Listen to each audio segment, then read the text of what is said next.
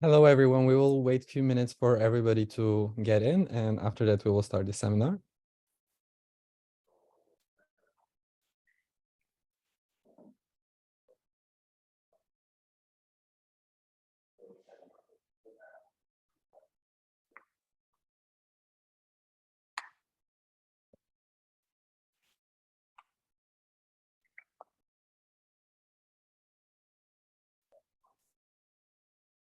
So thank you so much for joining us today on this free lecture.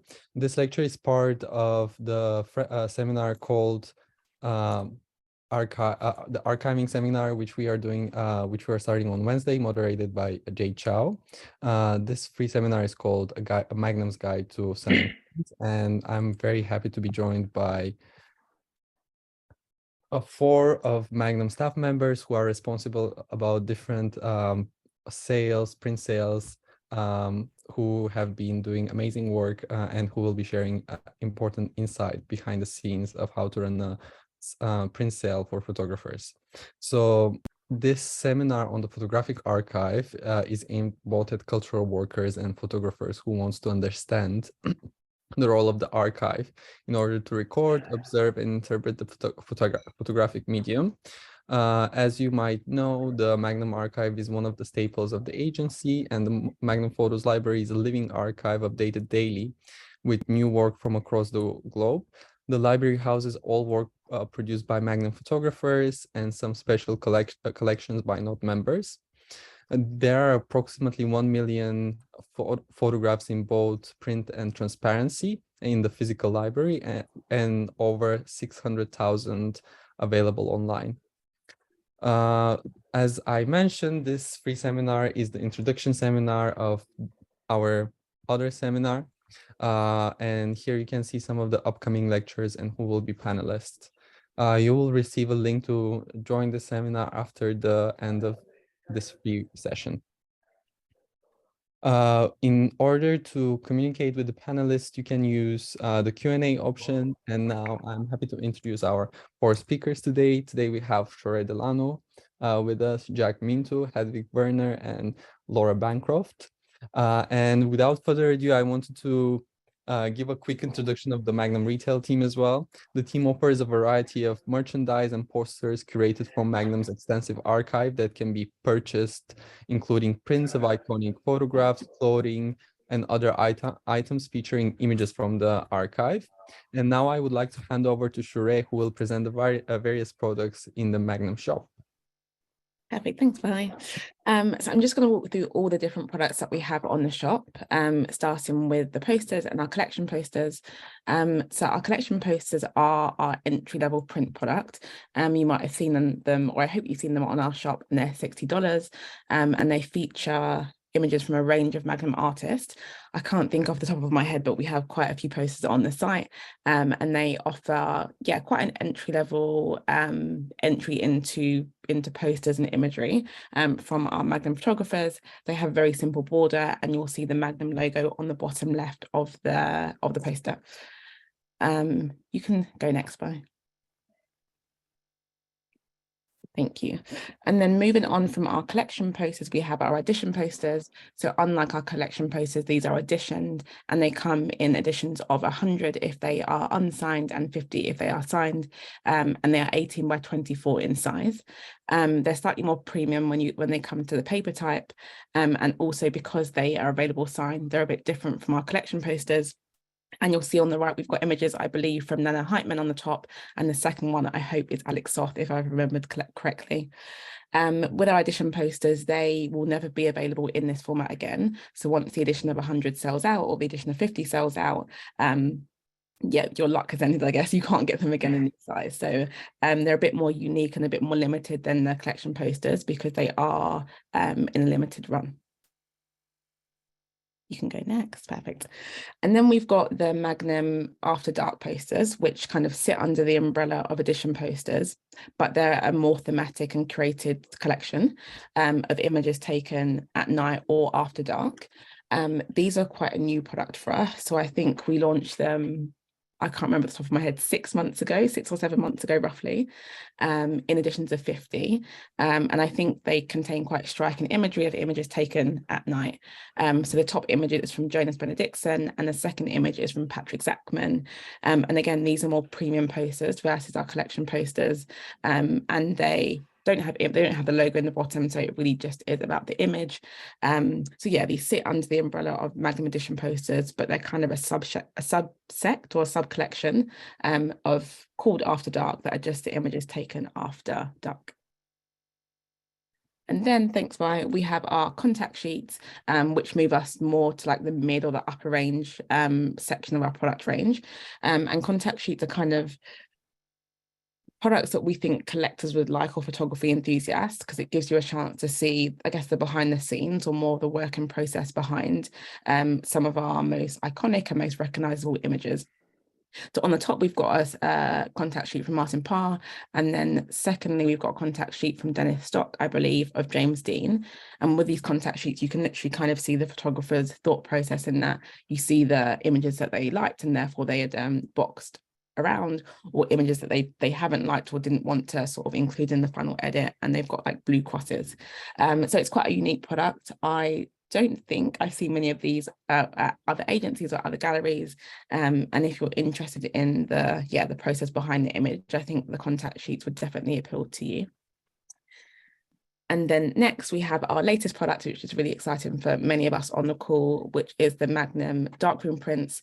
I think they're quite similar to the contact sheets in that they might appeal to photography enthusiasts or people who like to know about what happens sort of behind the scenes or during the process of developing images. And they come in a size of 11 by 14, and again sit at the more higher range or the top end of our product range when it comes to pricing.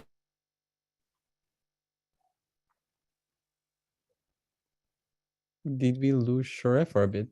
Yeah, one that we're quite excited about. Oh, she's back. Oh, did you lose me? Just for a second. Okay, thanks. And then you can go next, by as long as I didn't cut off. And then we have the last product in our product range online, which is our Magnum 8 by 10 edition prints. And these sit at the top end, so they're the most expensive product that we offer, but they're also quite unique in that they are limited edition and they also come with a Magnum stamp. In terms of quality, they're quite similar, not the same, but quite similar to fine prints. And yeah, they're for people who maybe can't afford the fine print market, but still want something quite special and quite premium and quite high quality. Our 8 by 10 prints are kind of appeal to that audience. And some of these images, or a lot of these images, are of fine prints that are sold out that are now available as 8 by 10s.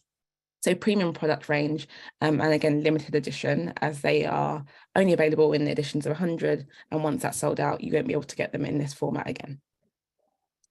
And I think the last product that I walk through is our Magnum Square Prints, which I hope a lot of you are familiar with.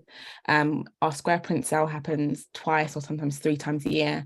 And it's a 7-day sale where you can get these images that are 6 by 6. You can get them signed or estate stamped from almost all of Magnum photographers for a limited window of 7 days. So they're limited edition, not by number, but by time. And outside of that 7-day window, you won't get those images again. So I think it's kind of what Magnum's known for, if I could say that. And it's a really nice way for people to, to collect some images from their favorite photographers. Thank you so much, Shure. We wanted to give an overview of the different products of Magnum specifically because I think it's important for photographers and emerging photographers to understand the importance of offering different products at different price ranges. And I wanted to ask you specifically about this, why it is important to offer products at different ranges and different price points. Mm-hmm. I'd say I think it's quite important to make sure that you can appeal to the breadth of your audience. If you have different product types that come in at different price points, it means that you're more likely to connect with your full customer or audience base. Whereas if we just offered posters, for example, there might be people who want limited products or more premium products. And the same applies if we only offered fine prints or 8 by 10s, there might be people who want to buy merchandise or things that sit at the lower end of the price scale. So I think in order to make sure you reach your full audience, it's important to offer a range of products at a range of different price points. And also I'd say to stay competitive as well, because if you don't offer it, maybe someone else will, or they can get sort of prints of a different size or fine prints or whatever it might be from another photographer or another agency. So yeah, I think it's important to stay relevant, but also to connect with all of your audience. That's great. Thank you so much for offering that insight. Now I wanted to get a bit more to the technical side and the nitty-gritty about preparation of a print sale. And I wanted to ask Laura here, what do you think is the importance of curation and selection of images when you're preparing for a online sale, and what to be mindful of when you're selecting these images? Yeah, so normally when we do, specifically with the square print sales, but also an example like the After Dark posters, you start with an initial theme or a concept, so at least everyone has the same start point. But there are so many other things to consider as well. So I'm thinking a lot about the square print sale here, but when you consider the format, you might really think about whether you choose what kind of crop that you choose of an image, or whether you're looking at vertical, horizontal, or you might make a new crop to suit the format, because, for example, something with lots of small detail won't necessarily work if it's really vertical, so you might do a smaller crop so that you can see more of the detail, but then that comes into the size of what the print will be as well, because maybe actually you'll want to use something with larger subjects or objects in the foreground that just suits the size. So it's really important to think about how it's actually going to look. I would really emphasize doing a few rounds of proofing as well before going like submitting your kind of final selection as well, because your idea of what something will be at a certain size can be really different when it comes to it. Something else that we consider a lot, and we're lucky in the sense that we've done a number of square print sales or posters, but we know what our audience like. So I would always say it's hard to do that at the very start, but to really kind of take note about what your audience relate to and what they purchase.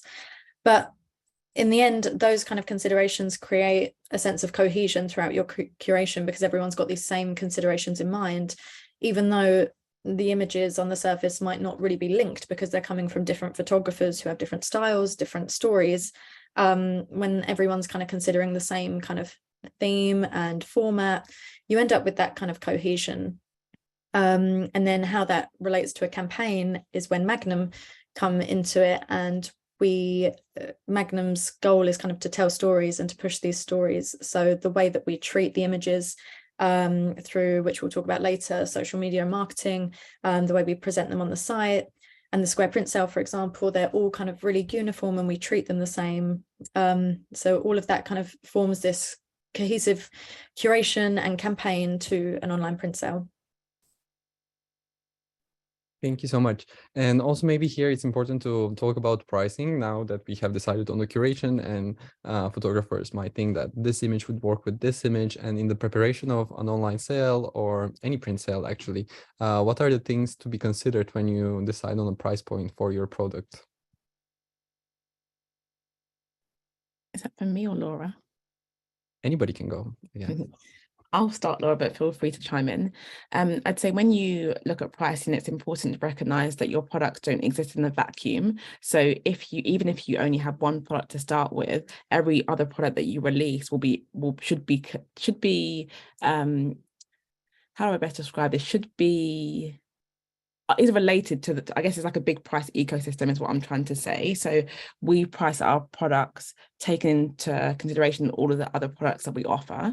So I think that's important to think about. So for example, if your cheapest product is $70, that means that everything else has to be from $70. So I think, yeah, just recognize that how you price one product affects everything else. I would say when you're thinking about pricing, it's also important to look at the market and look at what other photographers are doing, and maybe other agencies or people that are similar to yourself. So you can think about what is realistic and what is the market standard. So you're not wildly below it or wildly above it.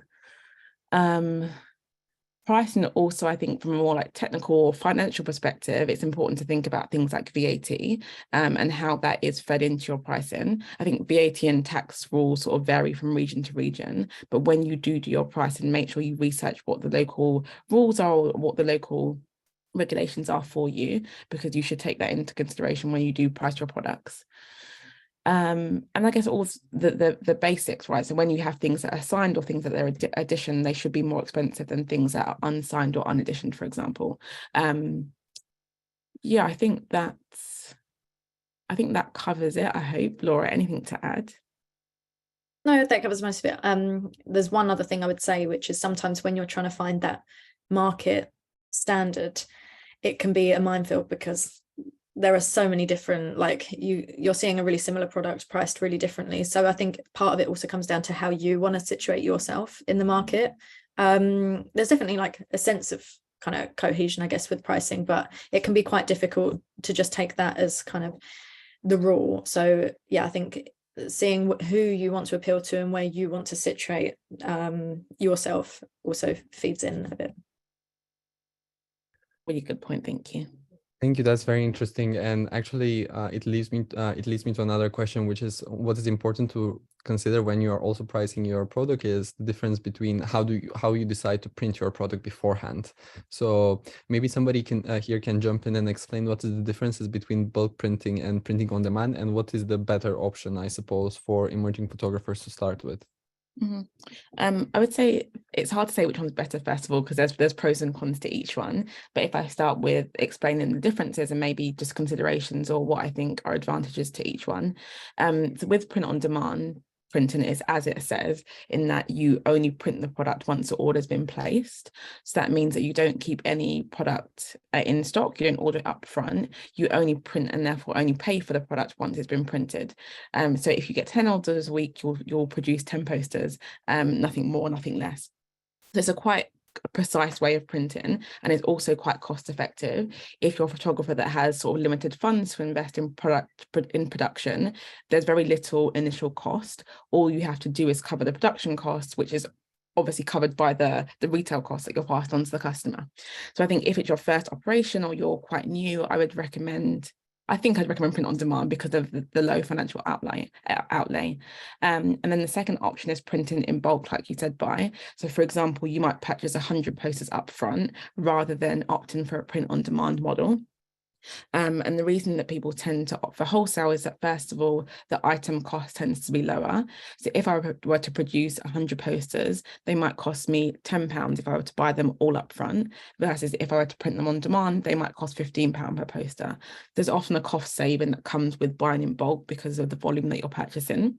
But then again, a lot of your money is then tied up in the stock, and it's hard to predict how well they'll sell or how many you'll sell. So that's a risk that you'd have to consider if you're purchasing things in bulk. I would say that if you do opt for bulk purchasing, what you do get is more control, excuse me, over the quality of your products, because you can check every single one before you send it out, versus print on demand. You've given that over to someone else, and you have to trust that your supplier is printing them to your standards and packaging them to your standards. So I guess with print on demand, you relinquish a bit of control, but it can be helpful if you haven't got a lot of time and you want to pass that on to someone else when it comes to printing and packaging and shipping, whether you want to have more ownership over that process and keep it in-house and then package them and ship things yourself. Yeah, I think those are the main differences. But I would say, yeah, for emerging photographers, people tend to opt for a print on demand model because it's very low risk, and it's a good way to test the market in terms of, is this image popular, is this size popular, because there's no real financial investment. Thank you. And I guess one thing to highlight here is also that almost every product that we offer in the shop comes whether framed or framed. And if you decide on a printer and what type of printing process you have, if you want to offer framed or unframed option, what are the things to consider here? And what would you say from experience, what works best? I would say things to consider firstly when it comes to frames is that you should see the frame as like an extension of your work. So as much energy that you put into sort of looking at your own work and making sure you pick the best image, you should put the same amount of effort into finding a frame, because it can either really enhance your work or it can distract from it. So I'd say it's really important to spend time finding a frame that you're happy with in terms of quality and everything else. I would say if you opt for framed prints, you should be aware that it probably extends the timeline from the order being placed to the customer receiving that, because a lot of frames are custom made, for example, or a lot of printers don't frame in-house. So you might have to get it printed in one place and frame it elsewhere. So it can really extend the timeline from order to delivery. So if you're looking for a quick turnaround, or you want to make sure that your prints get to your customers as soon as possible, I would recommend just going for an unframed model. I think unframed printing is a lot easier. There's less to consider, right? You can just get that printed, put it in an envelope or sleeve, and get it straight out to your customers. I think framing is a bit of a bigger beast because there's so many options that it does take a bit more time and investment. And I would say from experience, our customers lean towards unframed versus framed, because a lot of people like to frame them with their local framers, or they have specific like style preferences. So if you can't offer unframed, if you can't offer framed, I wouldn't be worried, because a lot of people like to frame their prints themselves. Thank you, Shore. And maybe now that we decided in some sort of way what are the option that works for people, whether it's printing, framed or unframed, what is the importance of getting into contact with shipping partners, and how to deal with shipping in general in relation to print sales? Because I feel like this is something that a lot of people and artists don't consider when they start online print sale. And what would be your considerations here? I guess first of all, I would say that shipping is kind of an extension of you again. So if a customer gets a late print, or they're not happy with how it's packaged, it reflects on you as a photographer or you as a business. So it's important that you find a setup that you're happy with in terms of quality and speed. I guess you can, if you purchase your prints up front, or you purchase your products up front, you can fulfill them yourself, and then you have full control over the shipping process and how quickly things are fulfilled. But if you do opt for a third party, I think there's a few things to consider. Firstly, I would say the location of your partner. I would always recommend having a print and a fulfillment partner that's in the same region as the majority of your customer base. So for example, if the majority of my audience and my customers are in the UK, I would pick a printing partner and a shipping partner in the UK, because I guess first of all, it makes communications easier. But secondly, from like a customs perspective, it means that you don't have to deal, or you won't have to deal frequently with the worry of customs and duties, and whether you absorb that cost or whether you pass it on to the customer. So I think where possible, I would opt for local fulfillment. Secondly, I guess if you opt for a third party shipping partner, there's technical aspects to think of when it comes to how will you integrate your website, for example, with their system. From my experience, some shipping partners are quite manual, and you can just send them a list of orders that you've collected through your website that week, and then they'll print them. Or other shipping partners have like integrations between their website and your website, so that orders go straight from your website to them, which is obviously a lot more efficient and it's automated, but it probably comes at a higher price, and there's a bit more work required to set that up. But yeah, that depends on how many orders you place, how many orders you sell per week, for example, and whether that's worthwhile. So yeah, I would say customs and duties is a big thing when you're shipping. I would say finding a local supplier is important, and deciding if you just would rather do it yourself. I think before you commit to an external shipping partner, it might be worth thinking, do you have the time in the day, or can you get a freelancer or family or friends to help just ship it out from like your studio, from your house? Yeah, I think sometimes that's the easier route versus outsourcing it to someone else. Thank you. And it's important to differentiate here that until now we have been talking about shop products that we offer, and there is a difference between shop products and fine print products. And here we have Jacques with us, and I will just share my screen, and I would ask Jacques to give us a quick introduction of what is a fine print product and what do we mean when we use the term fine prints. Yeah, sure. Thank you, Bai.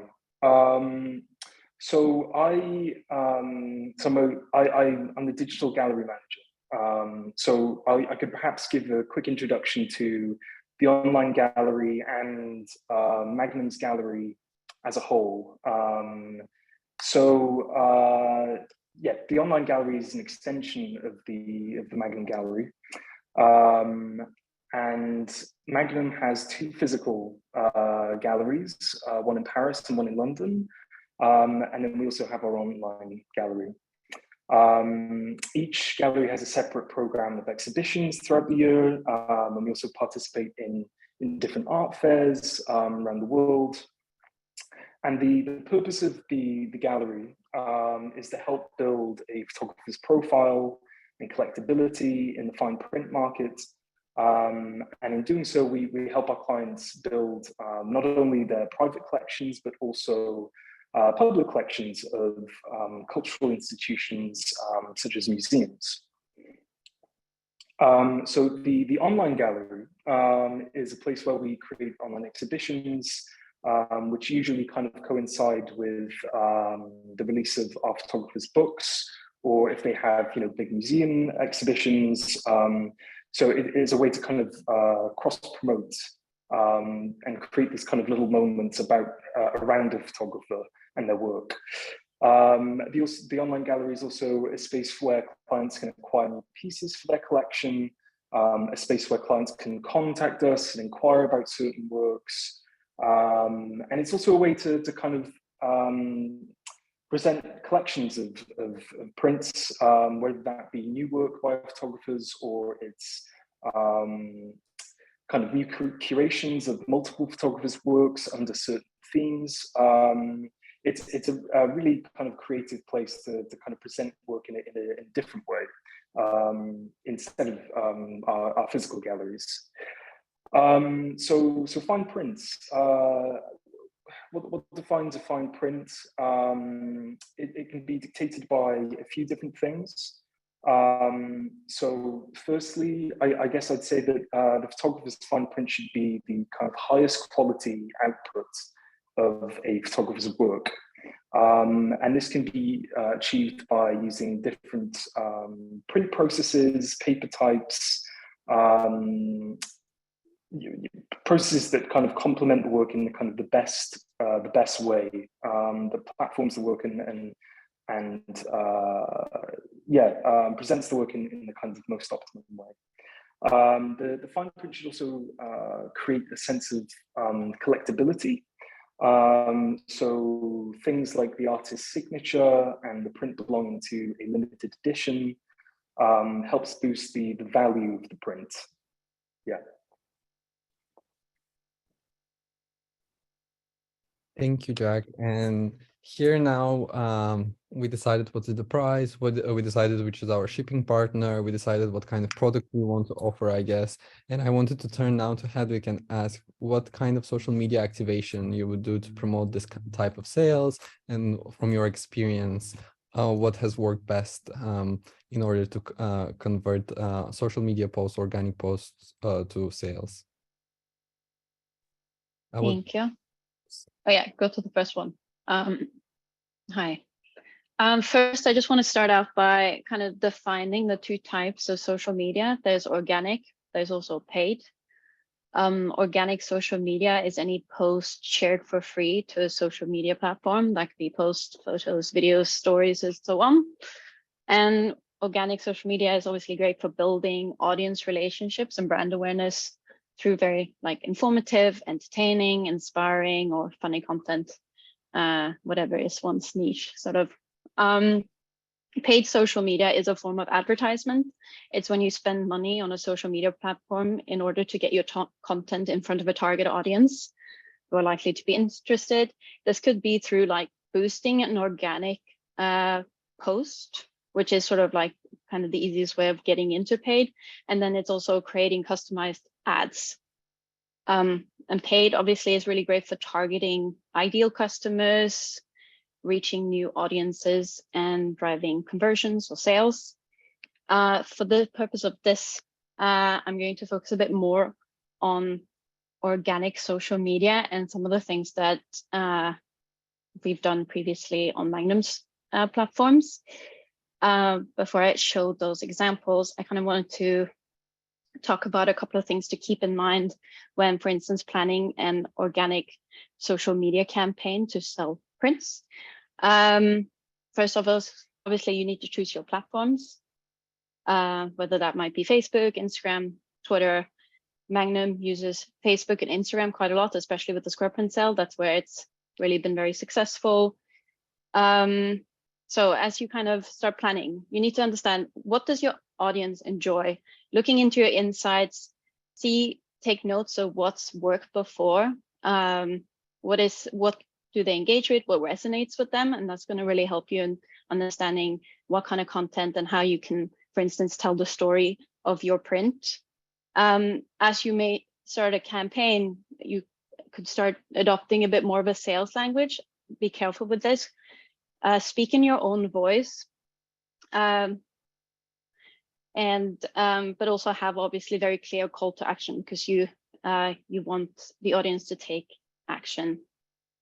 Another thing, as you also choose an image, this should actually be very early on. Make sure that the image that you've chosen to create as a print, or if there are several prints, for instance, or posters, that the image does not go against whatever platform you've chosen, community guidelines. That could be nudity, for instance. And also if you, for instance, just going back to the paid ad, if you, for instance, have tobacco products or such featuring in an image, that means it can't be advertised. So I recommend really having a good look at the social media platform that you're planning on using, their full community guidelines. Have a look and make sure that your image before you actually start any planning. But anyways, going back sort of to the content, I think quality over quantity is always the best. Focus on good storytelling. As you've chosen your image, look back on your archive. Have you captured any video? Do you have any contact sheets or proof sheets, anything, old notes, mood boards, anything that's interesting that can help you tell the story of the print? Gather those together. And as you start sort of shaping your content and you've chosen your platforms, obviously the platforms have different formats. Instagram, for instance, they have the classic single image post, which is really the start of Instagram, but then you have carousels, reels, stories, lives, and there's lots of ways that you can then tell the story of the print via these formats. For instance, carousels are really great for engaging existing audiences. So for instance, if your image is a part of a series, since you can share up to 10 pieces of content in a sequence, you could contextualize the image as part of that series. If it's from a book and whatnot, this is also, you could share behind the scenes photos. This is a good opportunity for that as well. Then another great content type that Instagram is pushing quite a lot are reels. These are great for reaching new audiences, as well as sharing behind the scenes. It really is an opportunity for you to become a little bit more personal, and they get to see a little bit more of you and sort of your practice. But if you go to the first one, I'm going to go a little bit more into detail in these content types. So this is a picture. This is Alex Soft's picture from Sleeping Mississippi, his first book, and it's quite a famous one. So usually before a square print sale, I ask photographers to send me any type of behind the scenes things they can come up with. And Alex shared this image of him returning to the same location as he took his iconic image.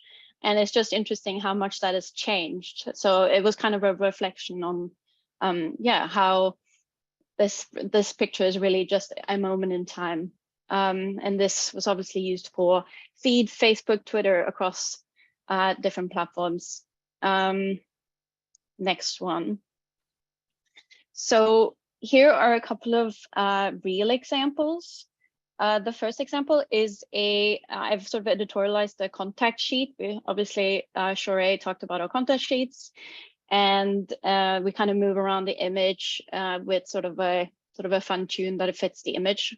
Music is quite a good tool, especially like trending sounds for reels. The second one here is a video where Lua Ribera talks about the inspiration for her latest book and exhibition, Subida el Cielo. And she talks about how she collects images and how this is a really big part of her practice. So I think this is really interesting. You get to know her practice. Then this third reel is actually from Jonas Bendixen's Instagram, and I thought it was really funny. This is like as you see on the top, there's an image from his project, The Book of Ellis, which is what he chose this image for the October square print sale. And he decided to do a little bit of a fun twist and kind of taking out one of the elements from the photo for the reel, which I thought worked really well. Then the fourth one is Bruce Gilden on the streets of New York. He talks about his use of how he uses flash and the effect that has on his pictures. This was a very popular reel, and I think it's just because you really get to go behind the scenes, you see him in action, which is great. Another thing I wanted to include here, but I just didn't have that much space. Obviously, a format on Instagram is live, and that means like it's really like, you know, instant. You can talk to your audience directly, and you can communicate with them as you're going. And we've explored some different ones, and we, for instance, did a live studio tour with Mark Power not that long ago, where he it was to actually promote his new latest, the re-edition of the shipping forecast. And you really got to know him and his practice, and he talks about the sequencing process. I'm going to share some of the videos here so you can actually watch them in full following the seminar. And then the last page. So this is a story sequence examples from October square print sale. I was with each square print, the photographer provides a statement. So I wanted to sort of editorialize this alongside. So the first image you see is the square print image, and you see parts of the text, his statement. He decided to go follow Kurdish nomads. And it includes both sort of videos that he sent me as I asked for behind the scenes. And I felt like it really made the image come alive. Yes, hopefully. Thank you so much, Hedvig. I guess here we went over the different formats of promoting your sale in social media, but I think maybe here it's important to also highlight the importance of newsletters and what newsletters can do that maybe social media promotion cannot do. And maybe here Laura can take this question. Yeah, sure. Newsletters are a really nice way to connect with your audience. They're a dedicated space away from kind of everything else on social media, and people choose to open them and read them. So at least, you know, like, you know, when you're telling your stories in newsletters, you're really engaging with your audience. So I think it's a really great opportunity, but also to build a rapport with them. And we do things like we offer early access to our print sales, or these giveaways, or sign up to win a print, because it's just a really nice way of, first of all, promoting your online sales, but it's a really nice perk for your audience. But one of the best things that we do with them is an extension of what Hedvig has been talking about, which is telling the story behind. It's a really nice opportunity to talk about and share the story behind your print. So yeah, I absolutely think newsletters are a great way to engage with your audience. Thank you, Laura. And maybe here other ways of promoting a sale or your prints are also partnering with other institutions, or like even just not institution, partnering with your friends. And what would you be your suggestion here? What to be considered about when you are partnering with others to promote your sale, and what would be successful in that manner? Yeah. There are different ways to partner. So one example that we do is we run an affiliate program. So we work with partners perhaps with a similar audience or an audience that might be interested, and that partner receives a commission every time a kind of track link is used for our sales. But also, yeah, partnering in kind of other ways is just a nice way to get the word out about what you're doing, to reach a wider audience, people who may not come through your own channels. Let's think of some examples. previous maybe education groups you've been to, reaching out to those kind of institutions, or even just using your network of other similar photographers to partner up and actually do a sale or something, just to kind of get creative and reach a wider audience. Yeah, they can all be really great ways. I don't know if anyone else has anything to comment on about partnering, but yeah, I think it's a really good avenue to explore. Thank you. And maybe here it's important to also realize the importance of aftercare. Like when after the end of a print sale, it's not the actual end of production of a print sale. Like the online end of a print sale, when we have a limited time where you can purchase a print, doesn't mean that there is the print sale ends for the photographer who is doing the print sale. And maybe it's important here to talk about the aftercare and what do we mean by aftercare? I would say by aftercare, part of that is keeping your customer informed. So like you said, right, just because the print sale has ended, your relationship with the customer hasn't ended. So when you sell things, for example, the customer should always get an order confirmation email. And I'd say that when the print or product is dispatched, they should get another email. So I think it's important to keep an open line of communication with your customer, even after the event or the product has been sold. Because then that's also what will keep people coming back. If they feel valued as a customer, if they feel like they've had like a bespoke or a special experience, or they just feel like you've had like a friendly customer service or a friendly face, I think that's what makes people come back and would return to buy your prints or your posters again. So yeah, so aftercare, it's all about communication and not forgetting about your customer once they've sort of purchased a poster or a print or whatever it might be. Thank you. And I guess something that we forgot to mention, and it's very important in relation to starting a print sale, is actually the term editioning and what does editioning mean. And I know that editioning is different from fine prints and shop products. So maybe here both Jack and Laura can give us an example of what type of editioning they use for the different products that we have. Yeah, sure. I can go first. I can kind of talk about the importance of editioning to begin with. So with editioning fine prints, it's the importance of it is to establish and kind of communicate a level of consistency in the art market. It also helps build photographers' collectability in the art market, as limited editions create a sense of rarity around the photographer's work, which it then also kind of creates a sense of urgency for collectors to acquire that work by the photographer. Something that's kind of just interesting to kind of talk about is the concept of editioning photographic fine prints.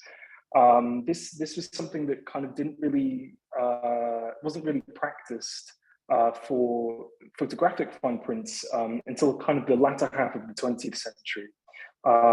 So this is why there are kind of a lot of pioneering photographers who have open editions of their fine prints, because you know, a lot of photographers were selling their work, and then when the practice of editioning kind of came around in the latter half of the 20th century, you know, photographers didn't really know how many prints that they had sold. They didn't keep track of how many prints that they'd sold.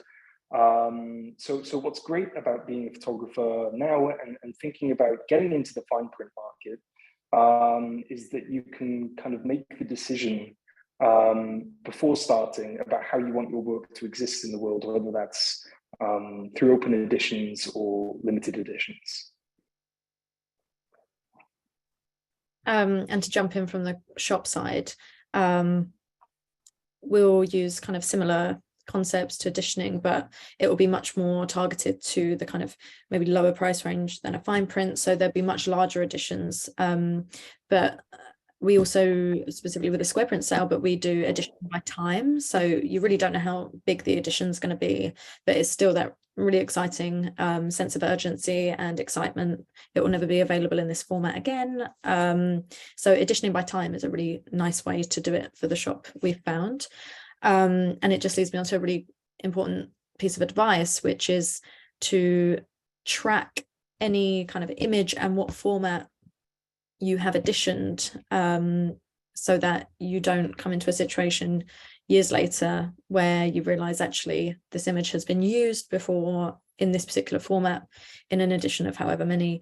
Because I think the more you start doing print sales and whatnot, and you might even, if you partner with another organization and do print sales, you just really need to be kind of hot on exactly what your images have been used for. So I would strongly recommend having a really robust kind of organization of tracking what you're using your images for. Thank you, Laura. And I guess here, this leads me to another question, which is the importance of combining different products together in order to improve their sellability or uniqueness. Especially, I'm thinking about like if you, there is a print you want to do of a particular image that you use in a book, what would be the different strategies to increase that sellability point for that print? And maybe Shorey can give us a bit of examples of what we have done in the past. Thank you. Yeah, I think like you said, combining products is a really nice way to increase the sellability or just to make the product a bit more distinctive. In terms of how we do that at Magnum with books, for example, if you've just released a book, for example, and you want to pick one of the images from the book and make it a print, you can combine those and make that book a special edition. Or for example, we often combine contact sheets and 8x10s.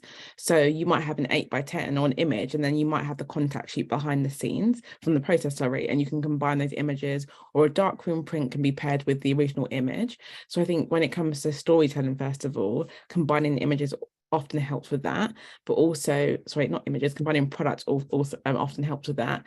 But also, yeah, like you said, increasing the value and making things a bit more special can be done by combining things.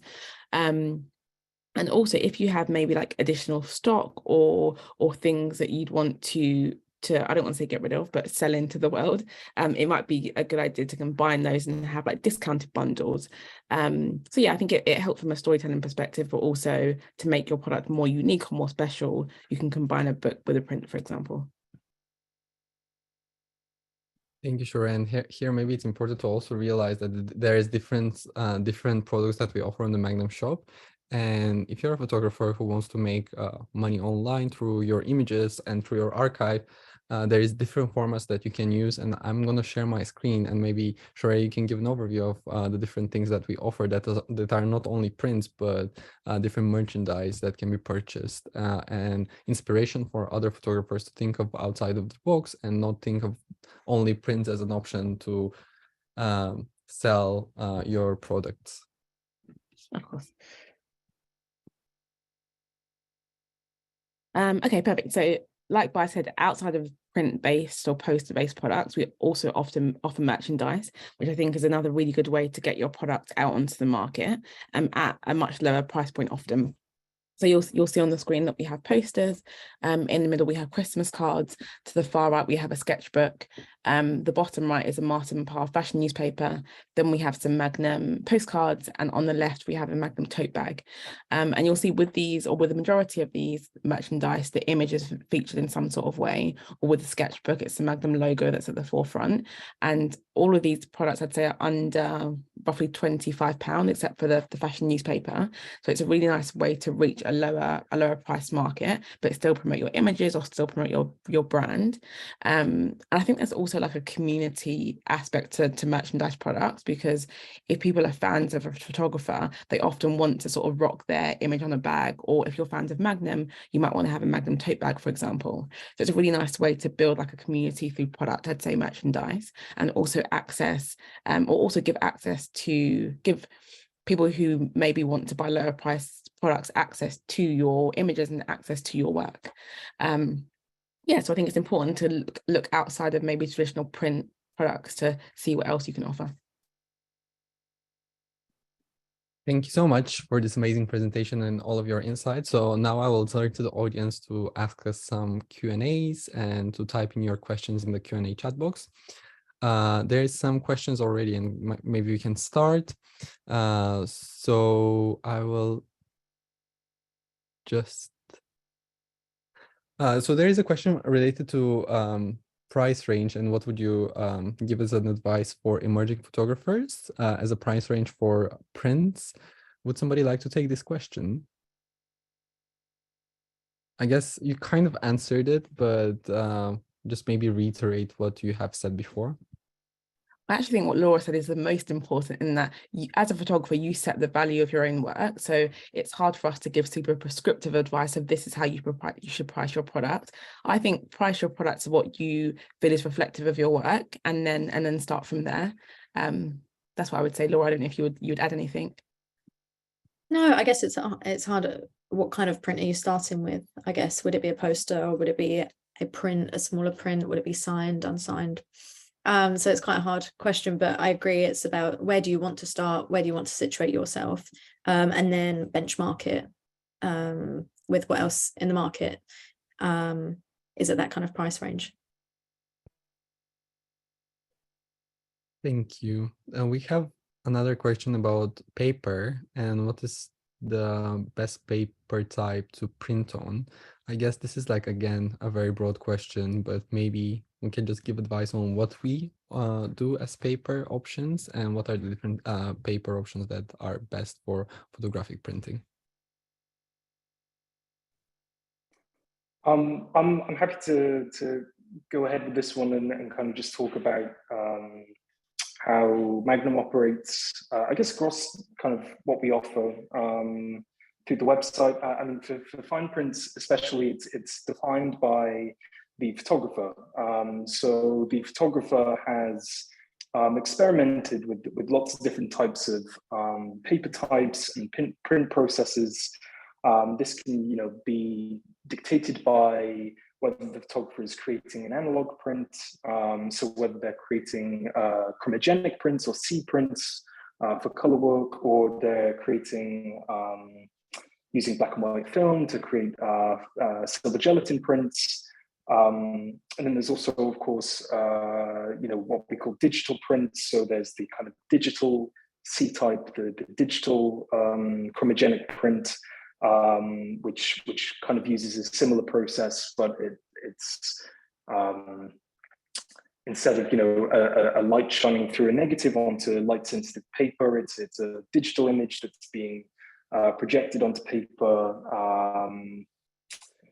instead using lasers. And then there's also the inkjet print, which instead of using light technology, it sprays ink onto the page.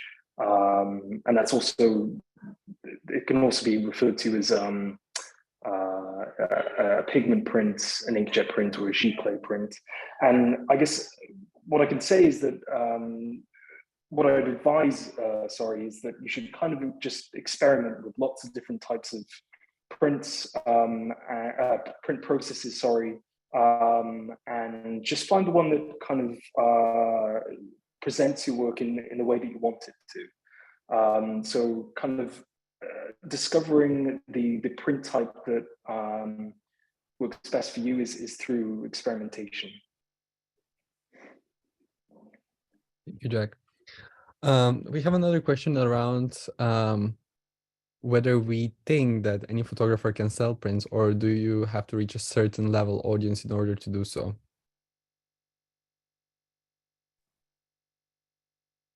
I would say any photographer can sell prints because it's a way to get your work out into the world.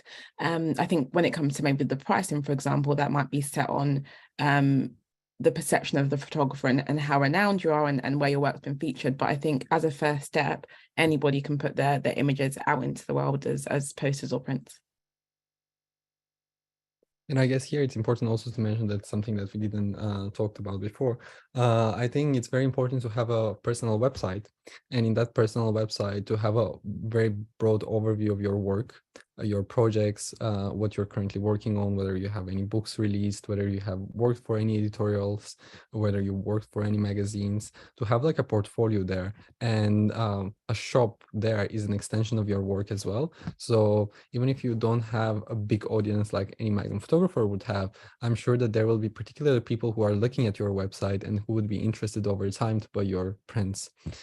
So in that case, I think from what Sheree has said, it's important to consider different strategies here, whether it is printing on demand, where the risk is much lower. You won't lose any money throughout that process. And to have it on your website as an extension of your body of work. And here maybe it's important also to talk about the importance of websites and what kind of websites you need to be able to use, or what kind of structures within this website you need to have to be able to do what we are currently doing, which is selling prints. I would say, I'm just thinking about websites. I would say a Shopify based store or a Squarespace based store is probably the best. I think someone's asked in the comments, are there any websites that make it easy for you? A Shopify website, I would say, because lots of printing partners use integrations with Shopify. A lot of plugins for e-commerce work with Shopify. So if I was a photographer and I was to set up a site, I would set it up on Shopify first and then maybe Squarespace second. I don't know, Laura, if you've got any thoughts on that. Simple then, yeah, Shopify and Squarespace. Thank you. And there is another question. When you sign a print, does it goes in the front or in the back?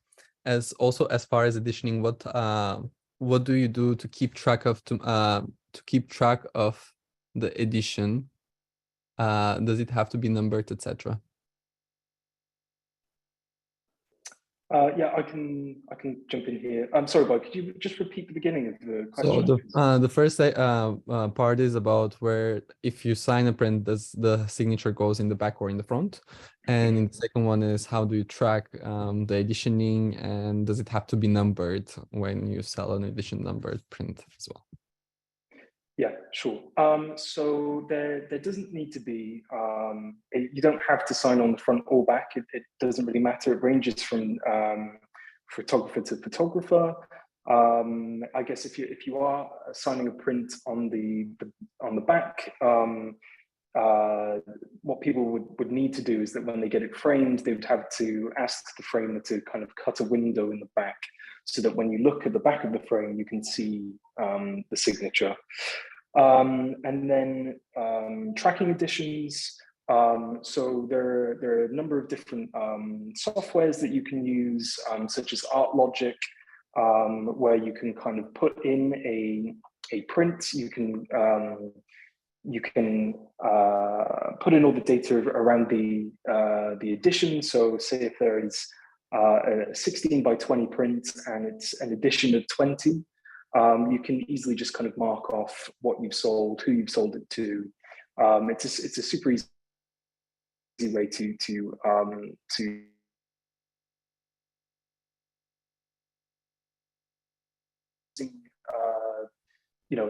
an Excel spreadsheet, just something to make sure that you're keeping track of your editions. And then I think the last part of the question was, do you have to put the number of the edition onto the print? You do. You should add the edition number on the print, because it adds value to the work, and it kind of gets rid of any confusion about the what number in the edition you have, and the number in the edition that you've sold to someone. So it's very important. Thank you. Here, maybe it's important to also talk a bit about, where was that question? Sorry. Oh, yeah.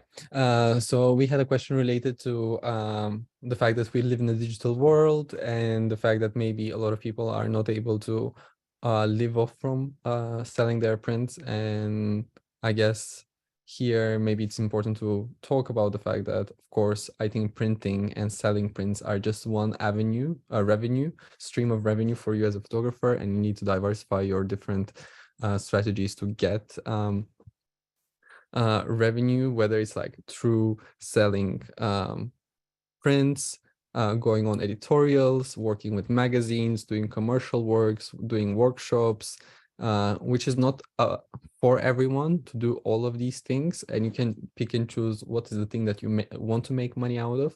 But I think selling print in itself is just one avenue for every revenue stream for you to be able to pay off your rent, basically. And it's important to realize that there is a lot of different things to be considered if you want to take that decision to sell prints that we want to, our team, retail team here, explored to consider before you launch an online print sale.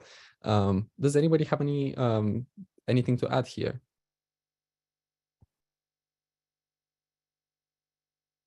Nope. No, I have something to add on an earlier question, if I can. Oh, go ahead. I was just having a think about it and relating to kind of what size your audience should be before you start maybe putting out prints into the world and things. And I completely agree with Shore's advice about really that you should just kind of put your work out if that's what you want to do. But a consideration I just thought might be important to mention is, if your goal, I suppose, is to be in the fine print market, it would just be actually to think about, before you just go and put out every image for sale as a poster or something, just maybe think more carefully about your plan, maybe your 5-year plan or 10-year plan or whatever, just so you haven't already made like kind of all of your images a poster or something like that, just considering maybe portioning them off. But then that's different for every kind of photographer, because some photographers absolutely kind of want to be in a different kind of market, and then therefore that's irrelevant. But I just thought that was important to mention. And also I wonder if before you kind of have built your audience and whatnot, and you're not sure which images to choose, what might become iconic or really popular for you, maybe that's where using social media, and Hedvig jump in or tell me I'm wrong, but I would revert to social media to kind of see which images might actually turn into those icons or more popular images for you, if you were considering down the line whether it's actually I want to make a really successful poster or print, great, or if it's which ones might be more iconic for me in 5 years as a fine print. Maybe using social media to kind of investigate could be an important step to take before just putting all your printed matter out straight away. Absolutely. I think it's a very interesting thing to use social media as a way to experiment. What is your popular prints and what people like and what your audience is like. I guess here we had a specific question about delivering prints and how what is the packaging that you would use when you're shipping a print, and whether the packaging will be branded itself as well. Jack, maybe you want to take it for fine prints. Shore would normally answer, but I think she dropped for her internet. But for posters, we would always use kind of a poster tube. But on, for example, the 8x10s or the darkroom prints, they're delivered in an envelope, and they have really robust kind of cardboard things to really keep them flat. Absolutely, it's best to kind of brand your packaging. But it's not vital, perhaps. So I think not all of our packaging is branded, because I think at various times we've opted for more environmentally friendly packaging or whatever, which sometimes is harder to then brand. But I think the goal is definitely to have them branded at some point. But yeah, it comes down to kind of cost, where your stance is on your environmental situation with your packaging and what you're putting out there. And Jack, maybe you can comment differently for fine prints. Yeah, sure. So with fine prints, I guess with your packaging, you really kind of want to communicate that the print is a high, it's a high price point print. So you want to kind of show the customer that or the client, sorry, that you're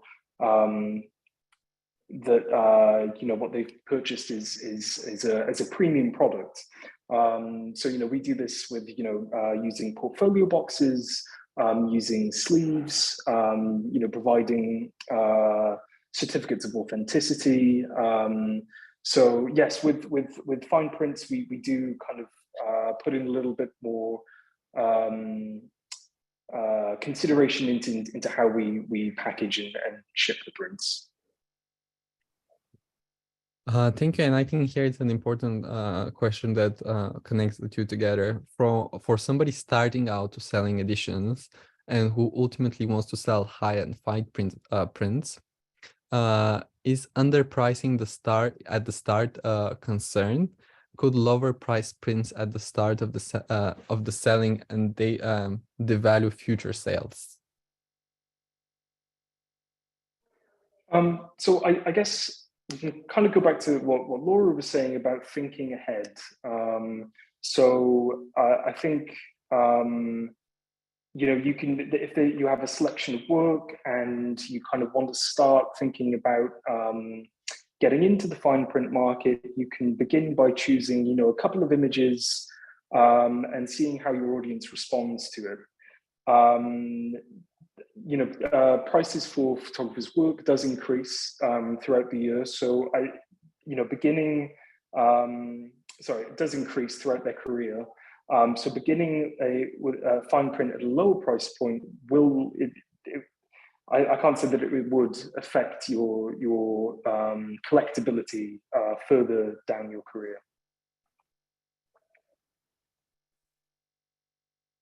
Thank you. I'm just looking over the questions. What is your experience with selling frame photography that includes glass?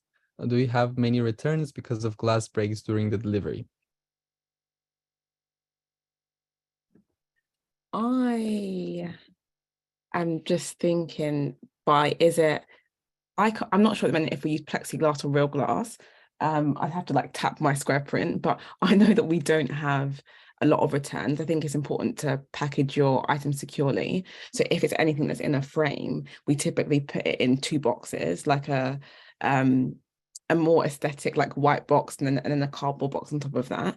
So I think that's a good question actually, to make sure that you package your product securely, because it wouldn't be nice if you spent so much money on the printing process or the framing process only for it to be damaged in transit. Thank you. And here I have a question for Hedvig, related to social media specifically. What is the difference between using a single image versus carousel of images, and when would you choose which option? Cool. Yeah. So this really depends on the image. Some of the questions I ask myself, can the image stand on its own, or is it stronger as part of a story? On the whole, carousel posts tend to perform better than single image posts. Single image post is the worst performing post on Instagram at the moment, which is so sad. But I do also find if I have the right image, it does perform really well as well. But I think, it's really the single image versus the series debate as well. But when creating a carousel as well, make sure that you sequence the images very carefully, focus on telling the story. So if you have 10 images, have it sort of really visually sort of flow together. And I tend to kind of, if I'm, for instance, picking images from my, I've been doing something called like photo book history, and I'm picking 10 images from a book in Magnum's photo book history. And I kind of try to come up with my own angle of how I sequence those images, have it be a little bit of a mini exhibition or something like that. But I think it comes down to, can the image stand on its own, or do you think it actually is more useful to tell a longer story, so then use more images? And I guess just look at what other agencies and photographers are trying out in their Instagrams as well, and just explore and see from other people's experiences as well when you're experimenting as well. There's a lot of trial and error. Experimentation is key on social media. You're not always going to get it right the first time. And it's about really learning about your audience and what they're resonating with. So keep an eye on your insights. Either you can use, if it's talking about Instagram, go on Instagram Insights, or you could also get tools such as Later or Hootsuite, and you can kind of monitor things there. It's all about, in the end, it's good. What is the best way to kind of tell the story? Sometimes that is a single image, and sometimes that's a carousel or other formats.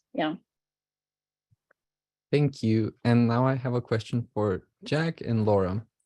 What are the benefits and drawbacks of an open edition versus limited edition? Have there ever been any cases where a limited edition has been reopened, and what are the consequences of that?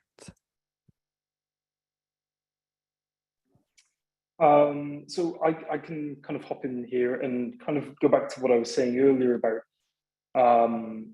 once you kind of establish what your editions will be. So say if you have 3 different sizes of a print and you set out the number in the editions for each size, you really don't want to kind of go back on it and open it for longer, a larger edition. You don't want to do that, because when you're selling a print, you are selling a fine print, sorry, you are communicating to the client that this is all that will be sold of this size. So to kind of go back on that is kind of tarnishing your reputation as a photographer and your kind of profile in the fine print market. And sorry, I think there was the beginning of the question, which The beginning was open edition versus limited edition, but I think you kind of answered that as well. I think another question here for Laura, curation. Can you give us a specific example or a theme for a particular curation of images of online sales? All of our square print sales kind of have a start point of a theme. So for example, the last square print sale, the theme was Magnum's 75th anniversary. So the theme was to do with now and the present and who Magnum are today. But then another good example is the After Dark posters that we launched last, I want to say October or so. So it was quite a small group. It was a very tight curation, and visually they really work together, as well as the kind of stories behind them. So that was one of our strongest, I think, poster curations, as 2 examples that come to mind.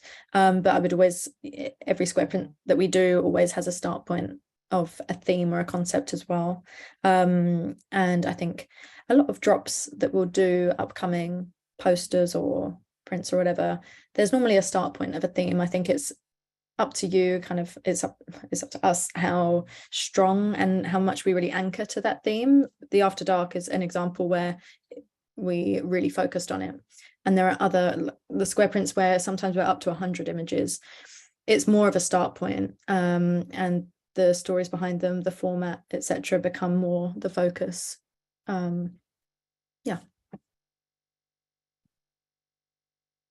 There was a question in relation to the fact that different prints or different images can be used in different formats of printing, or like prints of formats, and whether that's a good or a bad thing, and does it happen often in the industry in general?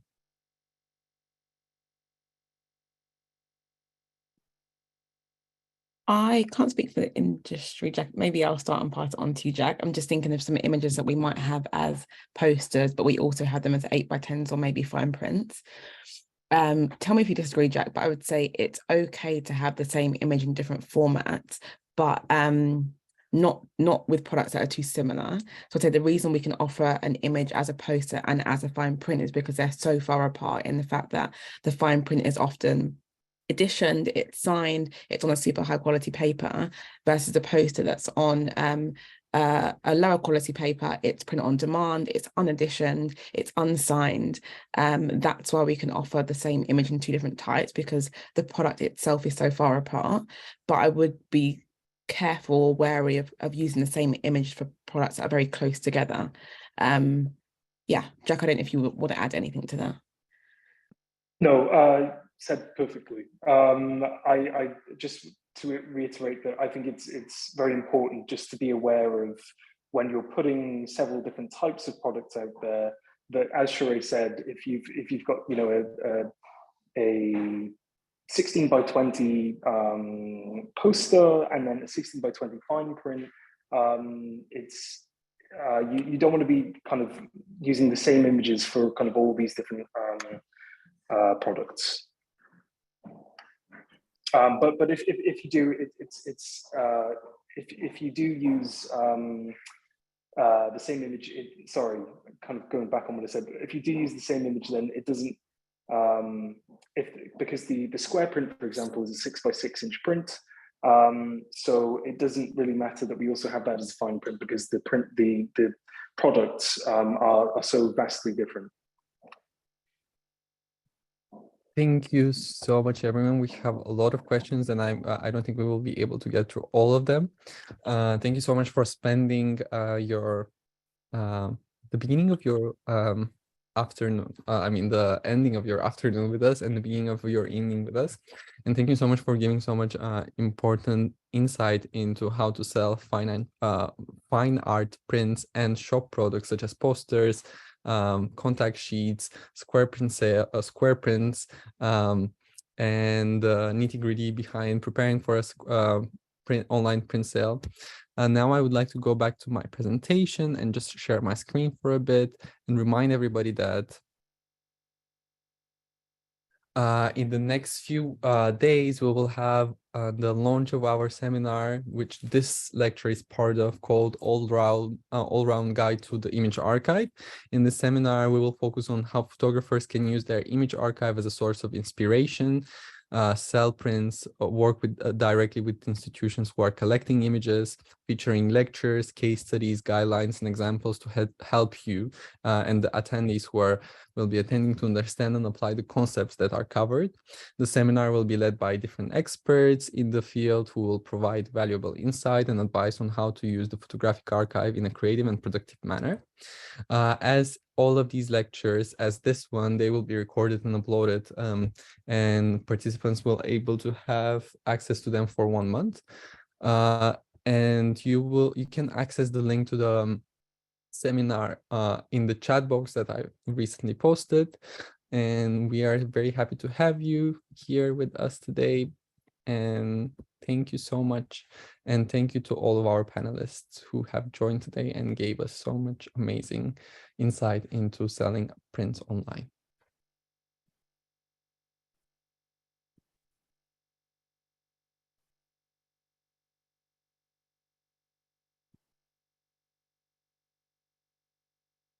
This is where we say bye. Bye. Yes, I'm waiting for you to say bye. Thanks, everyone. Everyone. Bye.